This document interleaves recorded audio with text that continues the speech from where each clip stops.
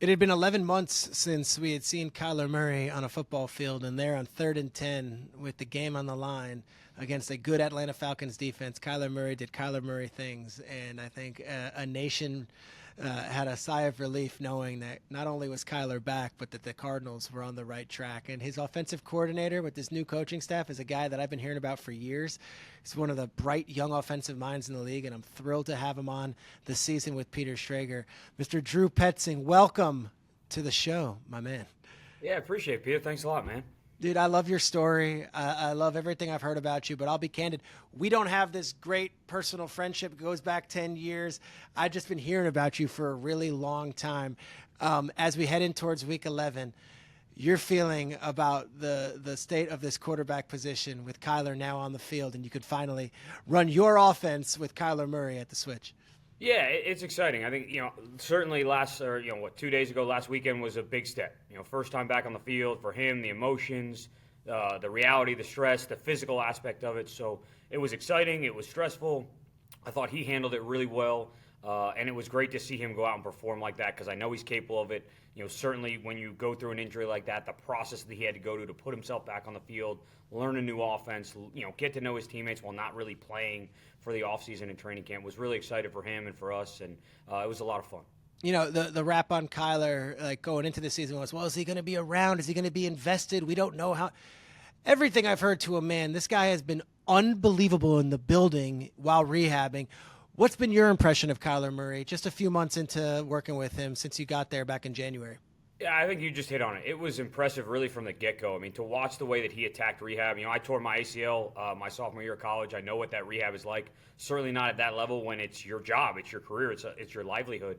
So to watch the way he approached every day in the training room, on the field as he started to get running again, and then at the same time learning a new system, learning a new language, learning a new way of doing things. And he had to juggle both of those in a very small amount of time, and I thought he just did it with really such conviction, such focus, and such drive. So it was fun to be a part of.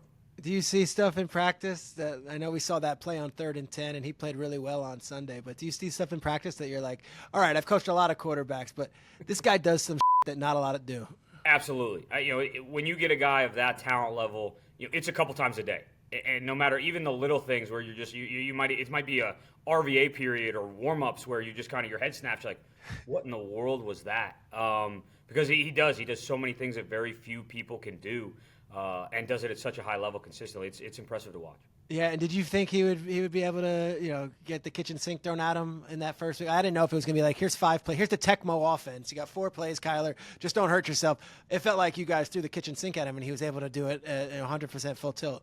We did. We really held nothing back. Honestly, a lot of that was his confidence to me. So like I kind of went into it, especially in the offseason, we're building it just saying like, all right, let's see what he can handle. Let's see because realistically, you look at, and I said this to some people last week, what do offenses look like the first week of preseason when they've had 3 months to get ready, 2 weeks of nothing but practice? It's sloppy then when it's 11 starters that have been together and doing it for months. I mean, this guy basically did it for 3 weeks, physically. So that was my mindset, but he kind of assured me the entire time. He's like, believe me, when I hit the field, I will be ready. I can handle it. Don't worry about it. And he never swayed from that message. So it gave me the confidence to say, hey, he feels good about it. You watched him do it in practice. He handled it well, during the week. So we really didn't hold a lot back. I thought he handled it really well. Now, before he got there, you had Dobbs, you had Clayton Tune. Like, was he involved in the week-to-week game? And I think a lot of the questions about Kyler is how invested is he with the Monday to Saturday stuff. Was he there helping them game plan and kind of learning the playbook and getting it down? Absolutely. I mean, he in the meeting room, he's asking questions. He's engaging with the other guys in that room. He learned a ton from their reps. Listen to the questions they asked. Watch their process in terms of how Dobbs prepared, how Clayton prepared. Things that, especially Clayton as a rookie, he might give him a little piece of advice and say, hey, like, I see why you're seeing it this way. This is how I think about it. And it was fun to see that development, that growth in his game and as a teammate. And I think he helped the guys in that room, and I think he also grew a lot from watching them do it and learn the offense and talk through some of the stuff that we went through. Dude, I watched this Cardinals team, and I know you guys only have 2 wins. It's not like you guys are like the 76 Steelers or the 85 Bears. I get it. But gosh, is there not a team in the league that fights harder and seems to have more fun and goes out there and plays? Like, we know that the talent necessarily isn't, the greatest show on turf or whatever, but your boys are playing. Like, what's the vibe there in Arizona that every week, no one has packed it in? If anything, the team is getting better as the season goes on. Yeah, and that's really been our focus since we got here in April, with the first day the players showed up. It's our goal is to get better every day, regardless of outcome, regardless of score. Are you individually improving at your job? And coaching, playing, organizationally, are we doing the things to make sure we're moving in the right direction? Win, lose, draw. And I think that's the important thing. Like, we came in on Monday after the win on Sunday. It wasn't any different than the week before after the Cleveland game. It is, hey, we won the game because we did these things well. We could have lost the game because we need to improve in these areas. That's the focus. Continue to play at a high level. Continue to play your ass off from an effort perspective, and we're going to end up where we want to be. And it's going to take time. It's not an overnight fix when it's good or bad, and there's always room for improvement. I love your story personally.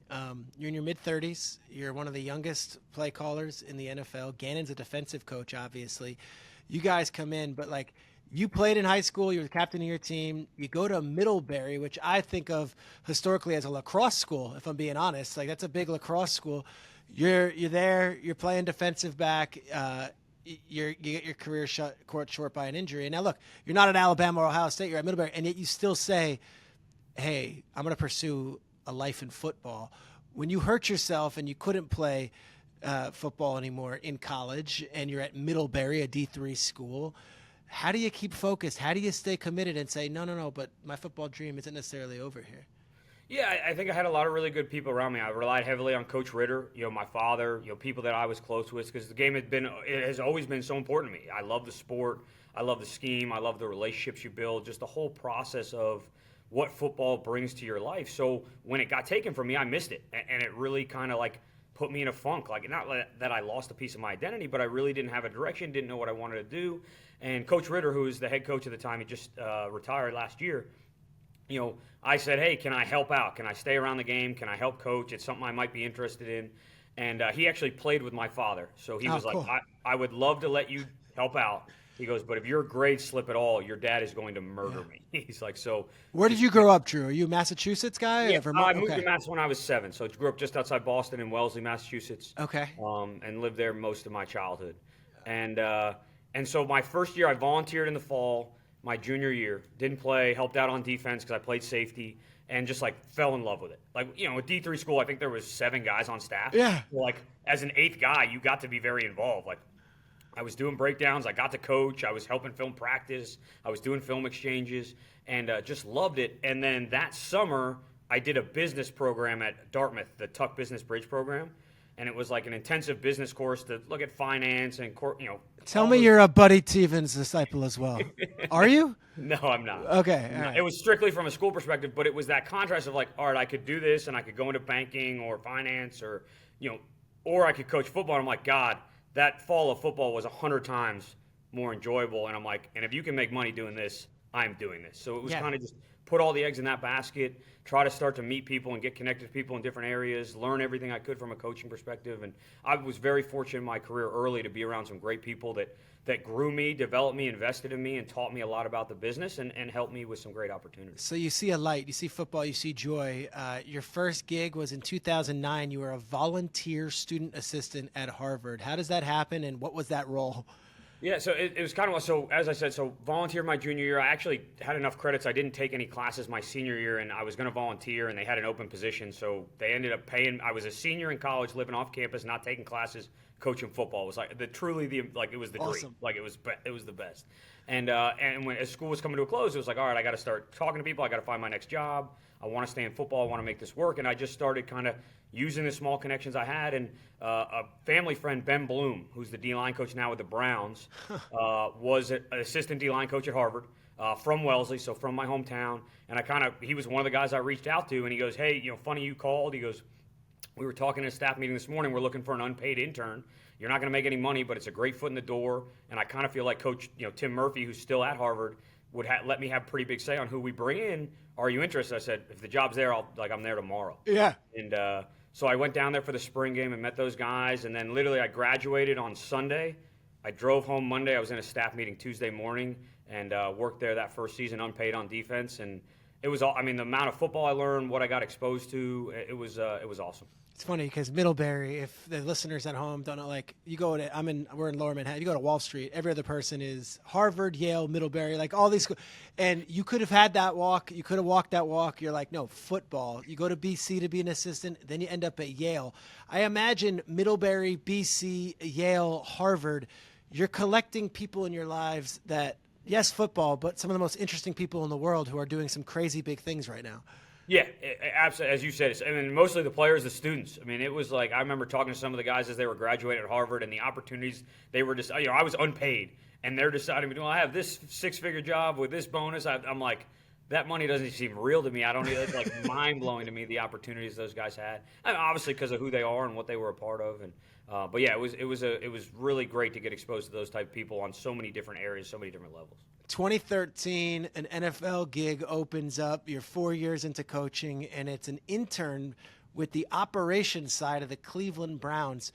How does that come to be? And was that Mike Petzing? Was that Kyle Shanahan? What team was that? So Rob Chudzinski was the head coach. Okay, Chud. It was his first year. I had never been in the NFL. I still don't exactly know because I didn't know anybody in the building. I believe Alex Schreiner was the president. He'd just come over from Dallas, and Chud wanted to hire that New England position of they called it 20 for 20. Like you work 20 hours a day for $20,000 the entire year.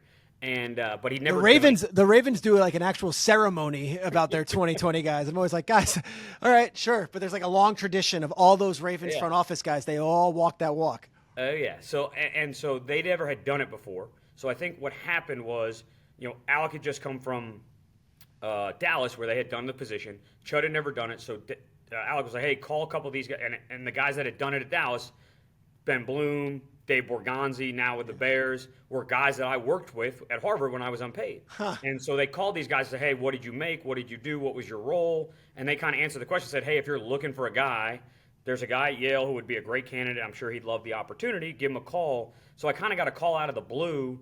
And I was like, yeah, like absolutely. They're like, hey, look, it's going to be a big pay cut because at Yale I had my first position job. Yeah, it's a real job. I was coaching the outside linebackers. Cool. I was recruiting the West Coast. Actually recruited Foye Olakun. Like he came to Yale, killing it for the Jaguars right now. Yeah, so love watching him play because obviously got close with him through the recruiting process. And I was like, absolutely. Like NFL, if it's an opportunity, I'd love to take it. Like, don't really care what the role is. Like, let me in the building and I'll figure it out. And went through the process. It was kind of a wild. And I got snowed in out there for like 3 days during my interview. And on the third day, Chud was like, well, at this point, you basically just worked here on the job. You're here. And so yeah, and then kind of the rest was history. And at that point, I'd really only been on defense. Like I'd played safety, played linebacker, coached DBs at Middlebury, was a defensive GA at Boston College. And so my first week there, Ray Horton was the defensive coordinator. Yeah. I put his playbook into Visio from PowerPoint. I was like, I'm on defense. And then Norv just like started yelling my name down the hallway for random things. Like he'd want coffee or a cut up, or he'd want to talk about something he saw on social media. And like before the OTA started, he's like, no, you're on offense now. And I was like, okay, I'm on offense. And I'm working with Norv Turner, Hall of Fame coach, who, Troy Aikman swears by. Okay. Yeah, and he was, I could go on about him. Oh, I love Norv too. One of the best, right? Absolute best person, coach. I probably owe 95% of my career to that guy. But just like he just took me under his wing, put me on offense, sat in they let me move around that first offseason. I jumped in the tight end room, the receiver room, the O-line room, and then when the season started, I was in the quarterback room with Norv and Shane Steichen, who was a quality control coach at the time. And it was wild. It was a quick transition, but those guys really they grew me as a coach. I'd never been on offense. I never called a play in a formation. Like it was all new to me. And they gave me the opportunity to learn it and be a part of it, and obviously very thankful for that. All right, you're in your 20s, I assume at this time. You're single. You've got just like take me wherever I got to go to do this job. The Minnesota Vikings calling. You're there for an extended amount of time. Who brought you to Minnesota? Was it Norv or was it? Norv, okay. So, yeah, and I can't say I was single because my wife would get really mad at me. Oh, sorry. No, you're good. You're fine. It was like that's part of the hilarious. Like we were long distance. And so like I was moving, and she's like, "What in the world are you doing? What do you do?" Yeah. Like when I got snowed in Cleveland, she was coming to visit me. She stayed in the I don't know if you remember that massive storm we got in 2012 or 2013. Like they had tanks through the streets of New Haven because you couldn't get anywhere. Yeah. She got stuck in my apartment. I never saw her. I got back before she had to go back. It was So great. Norv Turner. Love you, honey. Yeah. So when we got let go in Cleveland, I just stuck around. I'm like, until someone literally kicks me out of the building, I'm not leaving. I'm on pay. I'm like, Yeah, like the they're lowest paying guy me. here. I'm showing up. I'm like, I'll be operations, I'll be scouting, I'll be coaching, like whatever it takes. Not to interrupt, but that's what Saleh said. He was with Houston, and I guess Kubiak got fired, or Dom Capers got fired, and Saleh was like, no one told me I didn't have a job, so I just showed up the next day. And like Kubiak's like, who are you? Okay, you're on the staff. Like it works that way at the lowest level. Oh, absolutely. And so I was picking guys up from the airport. I was grabbing dinners. Like I delivered dinner to Mike Pettin one night because he had just got, after a couple weeks he got hired. He's the new coach. He thought I was the delivery guy. I'm like, nope, I'm down the hall. I'm just in operations. If you need anybody, I'll be there. I can do whatever you need. And Norv got the job in Minnesota and ended up having an opportunity. It was, again, it would be a longer story than we probably have time for, but almost ended up in Dallas. Ben Bloom was down in Dallas, and they had a similar role. But Norv had kind of told me, hey, whatever you do, you don't take a job without calling me. Huh. And I was like, yeah, obviously I'm going to do right by you. So when Dallas called, I was on the phone with Jason Garrett, and he said, hey, we want to fly you out for an interview for this intern position. Ben talked really highly of you. I think it'd be a great fit. And I was like, yeah, I don't have a job, so like I'm there. I'll be on the plane tomorrow. And I said, Jason, I just Norv, really, made me promise him I wouldn't take a job without calling him. Like, are you okay if I call Norv? Which, I was taking a little bit of a leap of faith there, but Jason played for Norv and loved Norv. And so Jason was like, absolutely, give Norv a call. You got to do right by him. Like, let me know what he says. So in like a 30-minute process, was on the phone with Jason, called Norv, and Norv was like, nope, you're coming to Minnesota. Rick Spielman, the GM's going to call you in 10 minutes. You got a job. We'll get you out here this week. Oh, and I was my like, God. I went from like unemployment to like 2 opportunities in 20 minutes and then had to call Jason back. I was like, hey, Jason, I really appreciate it. I'm going to Minnesota with Norv. Like, I didn't really think it was going to happen like that. This is my first time through the process. And Jason was awesome, very understanding, but it was a whirlwind. So, yeah, 1 year and then ended up in Minnesota there in 2014. And you're there for a bit. Is Zim the coach when you're there, and he's the head coach? It was Zim's first year in 2014, Norv's first year, and then I've told the story. I got picked up at the airport to go sign my contract and meet everybody, and the guy that I got picked up, an ops guy picked us up, was me, Jonathan Gannon, and Evan Marcus. All got picked up in the car together. I didn't know any of those guys at the time, and worked together with them for 4 years, and stayed there in Minnesota for 6. Who are the wideouts you're working with? Because I look at your that position group has got a legendary history. Yet there might have been some lulls as far as big. It was post Moss, post Carter, pre Jefferson. Thielen, Jarris, Wright. Who we dealing with here? So when I first got there, so I was in the running back room my first year with Kirby Wilson. We had Adrian Peterson. We drafted Jerick McKinnon. We had Jerome Felton playing fullback. And then the second year I moved into the wideout room. Jarius was still there. Greg Jennings, I believe, left the second year. Cordell Patterson, Charles Johnson. We drafted Diggs, and Thielen was still on the practice squad at that time. Wow. And then I stayed in that, and then my 3 years in that room as an assistant, Thielen became Thielen. Obviously, Diggs became Diggs, and all of a sudden you had, one of the best receiver rooms in the NFL again, just by nature of those 2 players.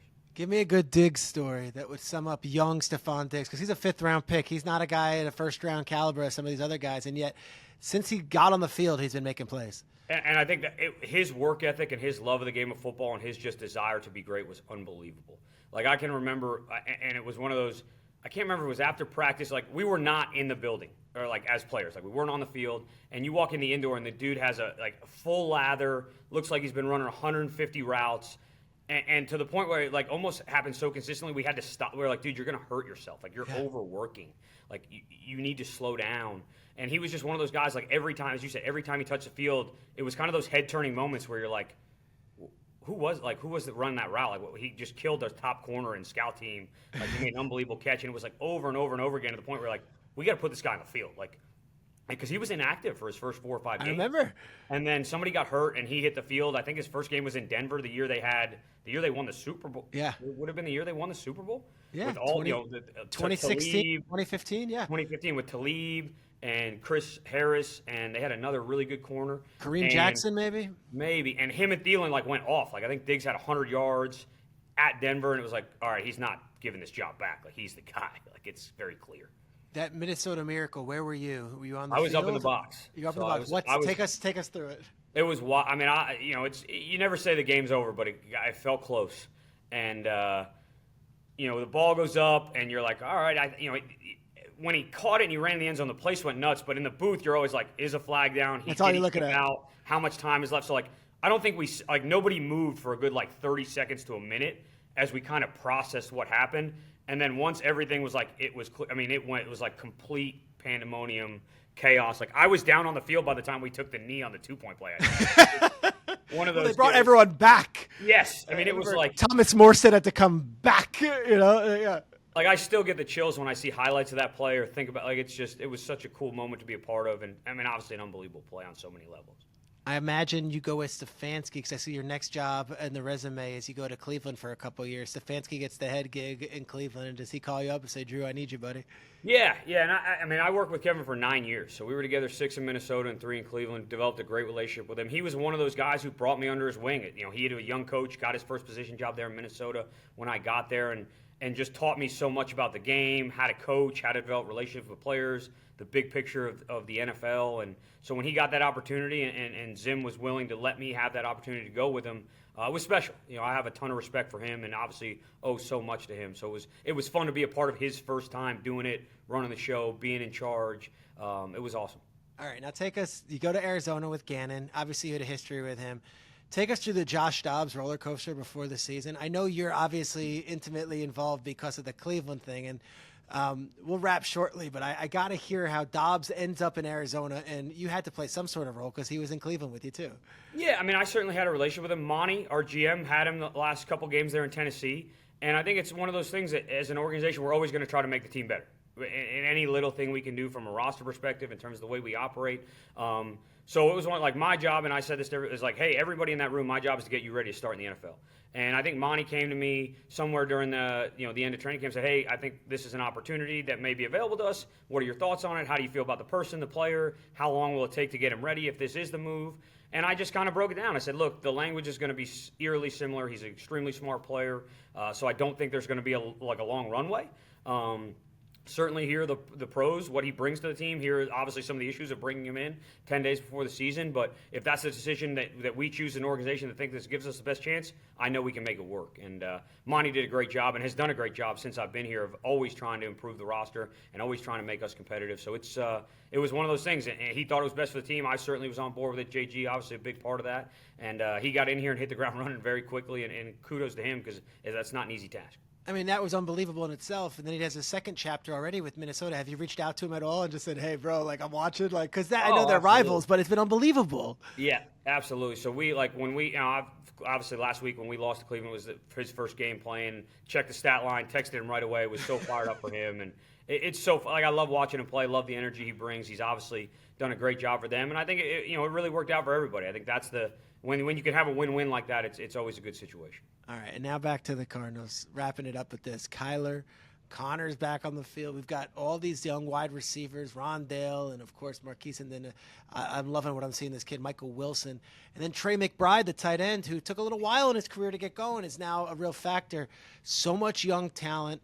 And then you have the number 6 overall pick in Johnson playing well on offensive line. Like, this is if you're a viewer at home and you don't watch a lot of Arizona Cardinals football, what would be your message to them and what they can expect for the second half of the season? Yeah, I think it's what you hit on early as we were talking. It's the effort and energy we play with. I think that's got to be our calling card is we have to outwork people. We have to out-effort people. We have to play with an energy and an enthusiasm that people aren't either capable or willing to match consistently, regardless of score, regardless of outcome. So I think that's what we want to have the guys have fun playing football and going out there and enjoying what they're doing and doing it at a high level. And I think you're seeing that from the young guys in the locker room, really from everybody. I think the teams really embrace that attitude, that energy, and it's fun to be a part of. And it keeps you competitive. It keeps you in games. And we got to do a little bit more and a little bit better to win some of these games and to turn the tide. But I think everybody feels like it's really close, and I think that's where the buy-in and the energy and the effort comes from, and we just got to keep it going. And Kyler, he's exceeded expectations from what it sounds like. Yeah, he's been awesome. I can't say enough about him as a player, as a person, as a teammate. He's been extremely fun to work with. I was so fired up for him and so proud of him just to watch him go out there and do what I know he's capable of, and certainly he knows he's capable of, but it's always fun when you get to put it on that stage. Did you see the sky cam angle yet that they did? Yeah, everything about it. Obviously that play was all coaching, right? Insane. Great scheme. That was very good job by you. You told him do a pirouette and run at a 4.2 speed. That's what he's so like. It's unbelievable. I mean, it's a game-saving play. I mean, it's 3rd and 10 to go make that play in that situation. Very few people were capable of doing that. So it was just so fired up for him, for us, obviously, and it was fun to watch him go do that. I end every interview with the same question, and it was Nick Caserio was on last week, and I said, if you were at the Combine and a 20-something-year-old guy comes up and he's got an ill-fitting suit, and he's got the manila folder with like a resume, but it's just like college accolades, and he says, I want to get in the NFL, and you have one elevator ride, 20 seconds. Let's put yourself in that Indianapolis situation. You got all the team gear on, you got the Cardinals stuff, and you just happen to be in with a kid, and he kind of has the courage to ask, "Hey, Drew, I know you're in your mid-30s and I'm in my early 20s, but like, what would be your one piece of advice for getting in the league?" I'd say be willing to do whatever it takes. Be willing to take any opportunity, no matter how small, no matter what building it in, no matter what the role is, and do a really good job at it. And it doesn't matter what that role is. Embrace it. Be the best at it. And develop great relationships as you go in that role. You know, the way that you connect with people, the way that you interact with any building that you get into, regardless of what they're asking you to do, I think is so important to your overall goal of getting into the NFL and continuing to make it. Drew, this is awesome. Drew Petzing, offensive coordinator of the Arizona Cardinals. Fun, young offense. Mid-season, I understand there's a million things you've got to be doing. You got to be in the lab cooking and getting Kyler going, but I so appreciate you taking 20 minutes to hop on the podcast. It's a real pleasure for our side. Yeah, appreciate it, guys. Thanks a lot for having me. I was really juiced to be on. Awesome stuff. Drew Petzing, offensive coordinator of the Cardinals. Good luck this weekend, man. Thanks a lot.